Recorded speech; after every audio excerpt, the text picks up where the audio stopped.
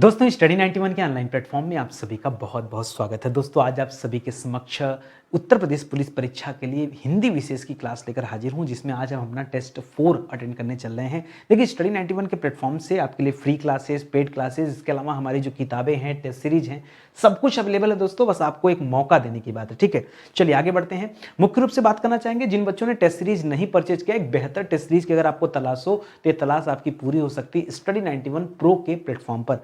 हमारे प्लेटफॉर्म के अलावा दोस्तों एक नया प्लेटफॉर्म तैयार किया गया जिसका नाम study91pro.com। इस pro.com को केवल और केवल टेस्ट सीरीज के लिए स्पेशली तैयार किया गया है। तो यहां पर दोस्तों यूपी पुलिस के लिए भी टेस्ट सीरीज आपको दिया जा रहा है। एक बार आके ज्वाइन करिए, फिर आप हमेशा याद रखेंगे। इसके अलावा दोस्तों अगर ऑफलाइन बुक चाहिए आपको OMR सीट के साथ, ठीक है, तो दोस्तों आप ये किताब परचेज कर सकते हैं। ये भी उत्तर प्रदेश पुलिस का प्रैक्टिस सेट है दोस्तों, जहां पर प्रीवियस पेपर के साथ साथ मॉक टेस्ट दिया गया है। और ये दोनों मॉक टेस्ट बिल्कुल अलग अलग हैं। आपके मन में कतई ये सवाल नहीं, एक सिंगल सवाल दोस्तों मैच नहीं करने वाला है। इसे ज्वाइन करेंगे तो यहां पर मॉक टेस्ट अलग पैटर्न पर मिलेगा और यहां मॉक टेस्ट अलग पैटर्न पर मिलेगा। दोनों जगह डिस्क्रिप्शन के साथ है, ठीक है। इस किताब में भी दोस्तों एक एक सवाल को डिस्क्रिप्शन में दिया गया, चाहे मैथ हो चाहे वो कोई अन्य सब्जेक्ट हो, ठीक है। सब कुछ दोस्तों आपको डिस्क्रिप्शन में मिल जाएगा, ठीक है। चलिए स्टार्ट करते हैं आज की क्लास को। वो ध्यान से पढ़िएगा, समझिएगा।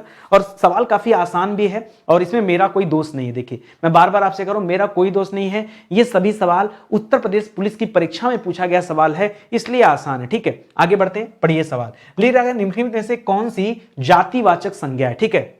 जातिवाचक संज्ञा की पहचान करना दोस्तों, याद रखिए कौन सी जातिवाचक संज्ञा है। तो लिख रहा दोस्तों मजदूर हो गया, यश हो गया, शत्रुता हो गया या सेना हो गया, ठीक है। तो यहां पर सेना दोस्तों ये किसे बताता है, यह समूहवाचक संज्ञा को डिनोट करता है। किसे डिनोट करता है दोस्तों, यह समूहवाचक संज्ञा में आता है, ठीक है। बाकी यश और शत्रुता दोस्तों यह किस में आता है दोस्तों, यह भाववाचक संज्ञा का उदाहरण है, ठीक है। और जो मजदूर है दोस्तों यह किसका उदाहरण है, मजदूर जो शब्द है यह जातिवाचक संज्ञा का उदाहरण है। मैंने देखा कई सारी किताब में दोस्तों इसे जातिवाचक संज्ञा नहीं माना गया, पता नहीं किस दुनिया में लोग जी रहे हैं, ठीक है। जातिवाचक संज्ञा से संबंधित देखिए कुछ सवाल आपसे पूछे जाते हैं। जैसे कभी परीक्षा में सवाल दे दे नेता, नेता किसे डिनोट करता है, यह भी जातिवाचक संज्ञा है। या कभी सवाल दे दे दोस्तों अधिकारी, क्या दे दे, अधिकारी।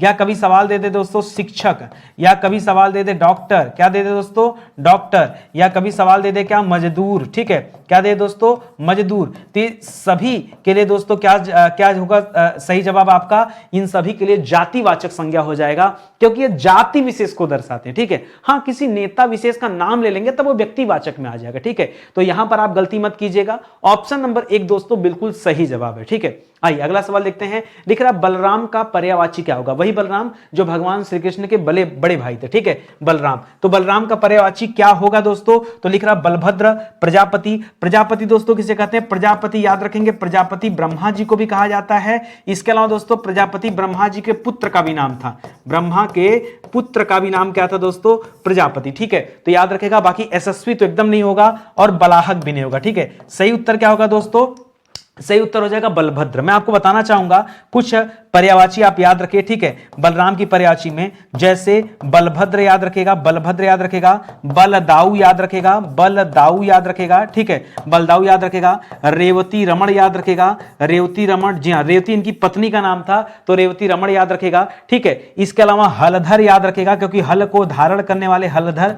या फिर दोस्तों इन्हें हली भी कहा जाता है, क्या कहते हैं, हलधर भी कहते हैं और हली भी कहते हैं, ठीक है। इसके अलावा श्याम बंधु कहा जाता है, भगवान श्री कृष्ण के भाई थे, इस वजह से इन्हें क्या कहा जाता है, श्याम बंधु भी कहा जाता है। ये सभी के सभी पर्यायवाची दोस्तों किससे संबंधित हैं, याद रखेंगे ये पर्यायवाची आपके बलराम से संबंधित है, ठीक है। चलिए अगला सवाल देखते हैं और इसका जवाब देने का प्रयास कीजिए। ये सभी सवाल दोस्तों प्रीवियस ईयर पेपर में पूछे गए सवाल हैं। लिख रहा है जिसे यह जान पड़ता हो कि क्या करूं क्या ना करूं, इसके लिए दोस्तों कोई अर्थ बताइए, ठीक है।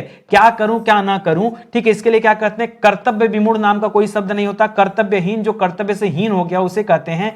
यहां हो जाता है दोस्तों किंग कर्तव्य विमूढ़, जिसे अपने कर्तव्य का ज्ञान ना हो कि मैं क्या करूं और क्या ना करूं, उसके लिए शब्द क्या होता है दोस्तों, किंग कर्तव्य विमूढ़, यानी जो अपने कर्तव्य से परे हो गया, विमूढ़ हो गया हो, ठीक है, उसके लिए शब्द होता है, ठीक है। लाचार का मतलब क्या होता है, जो किसी काम का ना रहा, ठीक है, उसे लाचार कहते हैं। कर्तव्यहीन मतलब जो कर्तव्य से हीन हो उसे कर्तव्यहीन कहते हैं। तो यहां जवाब दोस्तों ऑप्शन नंबर 3 जो है बिल्कुल सही जवाब हो जाएगा इस सवाल का। आगे बढ़िए, शेखर एक जीवनी उपन्यास के लेखक कौन है? शेखर नामक जीवनी दोस्तों किसने लिखा? आई थिंक मैंने कई बार आपको पढ़ाया भी है, हो सकता ना पढ़ाया हो तो आज याद रखेगा दोस्तों। शेखर किसकी जीवनी है? यह अज्ञे साहब की जीवनी। किसकी जीवनी है दोस्तों? हीरानंद वात्स्यायन अज्ञे, ठीक है, यह अज्ञे साहब की जीवनी है। और अज्ञे साहब की कुछ और रचनाएं दोस्तों जो प्रसिद्ध रचनाएं हैं, याद रखें, कभी परीक्षा में पूछ दे दोस्तों, इत्यलम। इत्यलम किसी रचना है, इनकी सबसे पॉपुलर रचना दोस्तों इत्यलम, इसको याद रखेगा। एक और रचना लिखेगा दोस्तों भग्नदूत, क्या याद रखेंगे? भग्नदूत। और एक और रचना लिखेगा नदी के पार, ठीक है, नदी के पार की नदी के द्वीप, ठीक है, नदी के द्वीप, नदी के पार नहीं, ठीक है, नदी के द्वीप, मैंने उसी से याद रखा है नदिया के पार, ठीक है, नदी के द्वीप दोस्तों, ये भी अज्ञे साहब की रचना है। बाकी रांगे और राघव, यशपाल, भीष्म साहनी, अच्छा भीष्म साहनी दोस्तों ये हमको लगता है पिछले 3-4 दिन से रोज हम लोगों के यहां दोस्तों भीष्म साहनी का सवाल मिलता है। और हमेशा मैं दोस्तों आपको एक ही जवाब देता हूं कि इनका जो रचना है दोस्तों, एक रचना है झरोखे, एक रचना है दोस्तों तमस, याद है कि नहीं? 3 रचनाएं मैंने बताया था, झरोखे बताया था, तमस बताया था और बसंती बताया था, ठीक है, बसंती। ये 3 रचनाएं किसकी दोस्तों? ये भीष्म साहनी जी की रचना है। अगर यहां पर कभी आपके मन में सवाल है कि रांगे राघव की रचना कौन है, तो रांगे राघव बड़ा रोमांटिक टाइप के व्यक्ति रहे, ठीक है, और इन्होंने लिखा दोस्तों हेलमेट। हेमलेट मत करिएगा दोस्तों, हेलमेट याद रखेगा, सॉरी हेमलेट, पहले गलत लिख दिया है, हेमलेट, हेमलेट मत हैमलेट, ठीक है, हेमलेट याद रखेगा। इसके अलावा दोस्तों जूलियस सीजर इनकी एक रचना है, ठीक है, मैंने कहा ना बहुत इंग्लिश टाइप के हैं, जूलियस सीजर, जूलियस सीजर भी इन्हीं की रचना है। ऐसे से दोस्तों 2-3 कृतियां हैं। एक और लिखेगा वेनिस का सौदागर, परीक्षा में आता है सवाल, ठीक है, वेनिस का सौदागर किसकी रचना दोस्तों? रांगे राघव जी की रचना का नाम है, रांगे राघव जी की रचना का नाम है। इसी तरह से यशपाल का रचना क्या दोस्तों? झूठा सच, क्या दोस्तों यही बताया था ना, झूठा सच याद रखेगा यशपाल जी की रचना में। और क्या याद रखेंगे दोस्तों? दादा कामरेड, दादा कामरेड, ठीक है, दादा कामरेड। और क्या दोस्तों? देशद्रोही, ठीक है, देशद्रोही, ये किसकी रचना है दोस्तों? ये यशपाल साहब की रचना है। तो इन सब चीजों को याद रखिए। जब अपने कलेक्शन में हम धीरे धीरे 2-2, 3-3 किताबें पढ़ते चलेंगे ना, तो आज नहीं तो कल हमारा कलेक्शन अच्छा हो जाएगा और ज्यादा चीजें हमें याद भी हो जाएंगी, ठीक है। चलिए आगे बढ़ते हैं। आगत का विलोम शब्द क्या होगा? आगत का विलोम क्या होता है दोस्तों? याद रखेगा, आगत का विलोम हो जाता है अनागत। क्या हो जाता है? अनागत, और ये सही हो जाएगा। विगत में पहली बात हलंत रहेगा, दूसरी बात विगत का विलोम क्या होता है दोस्तों? तो विगत यानी बीता हुआ और आगामी मतलब आने वाला, ठीक है।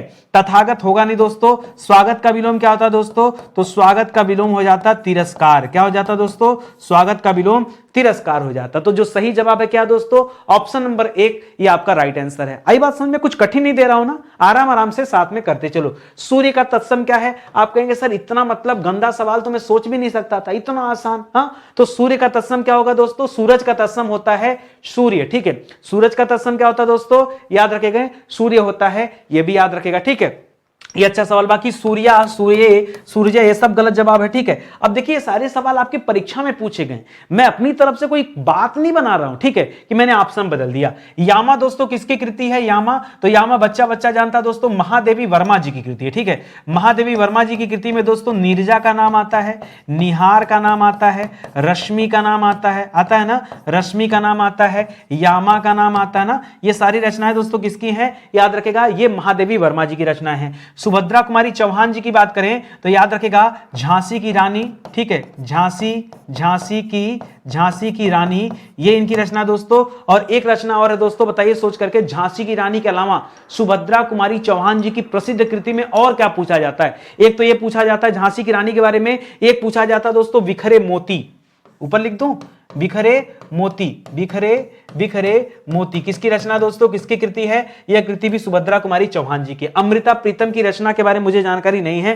मन्नू भंडारी की दोस्तों प्रसिद्ध कृतियां आप नोट करिएगा। मन्नू भंडारी की कृति है दोस्तों जिसका नाम है निर्मला। अच्छा ध्यान दीजिएगा, यहां निर्मला है, ऊपर आपने नीरजा पढ़ा तो कंफ्यूज मत होइएगा, निर्मला और नीरजा, ठीक है। अभी हाल फिलहाल में दोस्तों मुझे लगता है 2022-23 के आसपास दोस्तों निर्मला वाली रचना दोस्तों आई निकल करके, इसको याद रखेगा, ठीक है। एक और लिखिएगा, आंखों देखा झूठ, आंखों देखा झूठ, ठीक है। ये भी किसकी रचना दोस्तों? ये भी मन्नू भंडारी की रचना है, तो इसे भी याद रखेंगे, ठीक है। अगला सवाल, सही शब्द का दोस्तों चयन कीजिए। पारड़ती नहीं होता है, परिणति नहीं होता है, परिणति होता है। क्या होता है दोस्तों? परिणत। जैसे परिणय लिखते हैं ना, परिणय, परिणय, उसी तरह से दोस्तों क्या होता है? परिणति होता है। याद रखेंगे, गलती मत कीजिएगा। तो सीधा सीधा वर्तनी वाला सवाल है, लेकिन बहुत आसान सवाल है। ठीक है, आगे बढ़िए। लिख रहा निगूढ़ में दोस्तों कौन सा उपसर्ग है? निगूढ़ में, ठीक है, तो निगूढ़ में दोस्तों कौन सा उपसर्ग होगा? नि उपसर्ग होगा। ठीक है, याद रखेगा, गूढ़ जो शब्द है, गूढ़ जो शब्द है, इसमें नि उपसर्ग लगा है। ठीक है, तब क्या बनाएगा दोस्तों?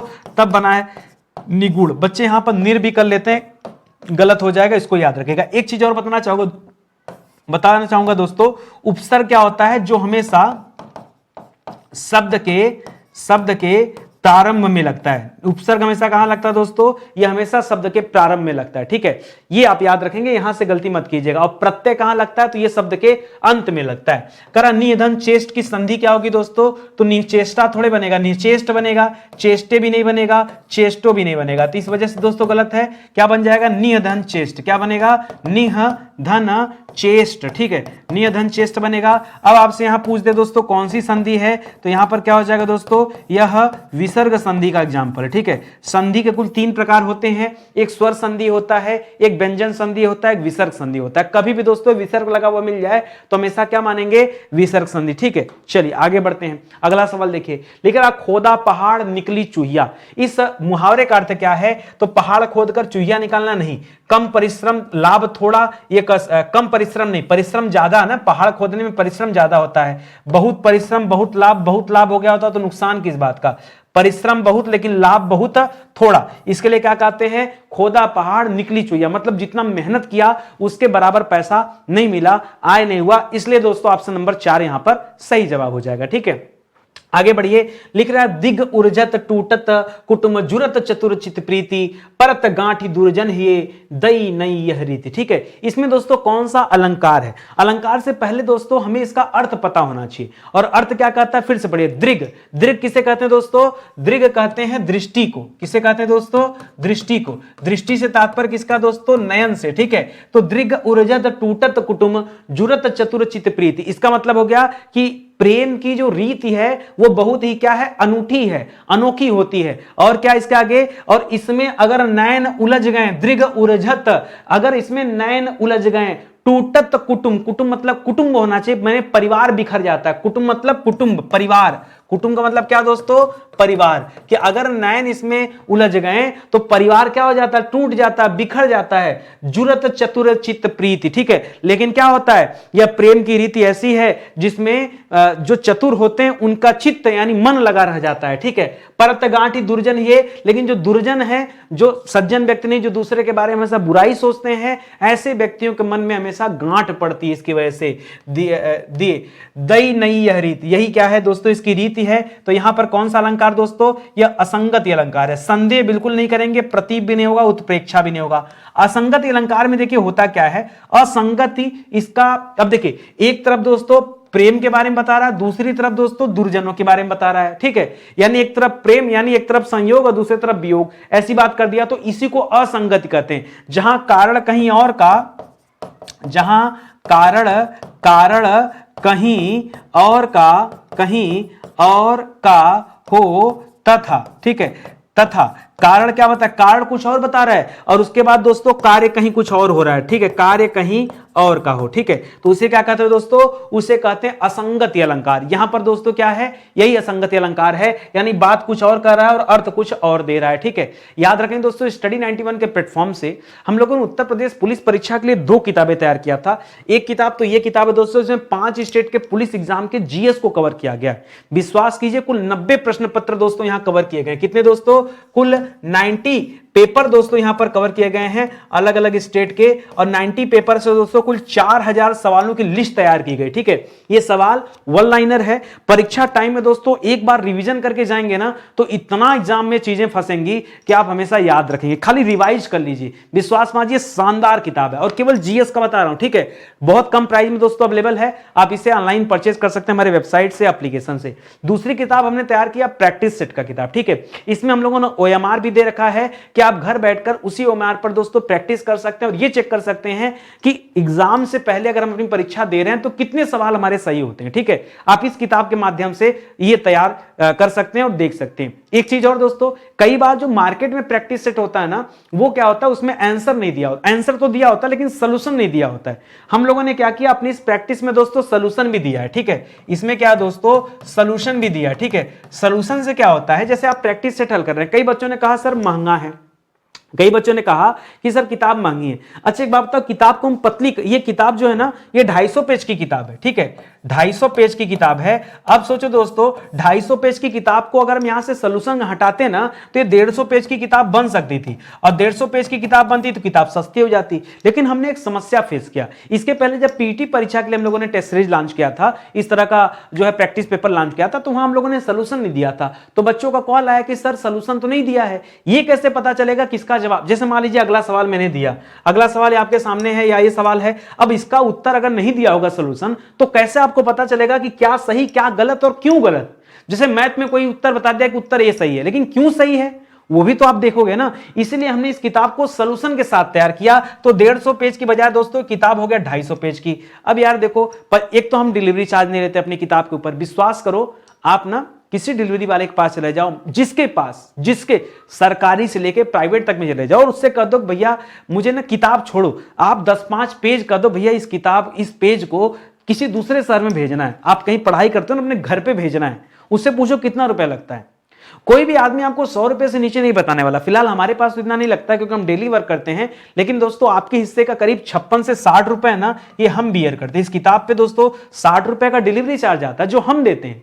हम चाहते तो बच्चों को अलग से दे देते, कह देते ये किताब और सस्ती भैया 60 रुपए और देना पड़ेगा, लेकिन हम वो काम नहीं करते। वो डिलीवरी चार्ज हम बियर करते हैं कि ठीक है, चाहे बच्चा जहां का होगा, हमें नहीं पता आप कहां से ऑर्डर कर रहे हो, कोई कहीं से ऑर्डर कर रहा है, कोई कहीं से ऑर्डर कर रहा है, कोई हमसे नजदीक है, कोई हमसे दूर है, हमें क्या पता, ठीक है। लेकिन हमने फिर भी रेट एक रखा कि नहीं चलो वो चीजें हम बियर करेंगे। इस वजह से हो सकता है 10-5 का डिफरेंस आपको नजर आता हो, लेकिन आप इस किताब को लीजिए, वाकई शानदार किताब है यार। मैं देखिए किसी के साथ चीटिंग नहीं करता, और बच्चों के साथ तो कभी नहीं करता।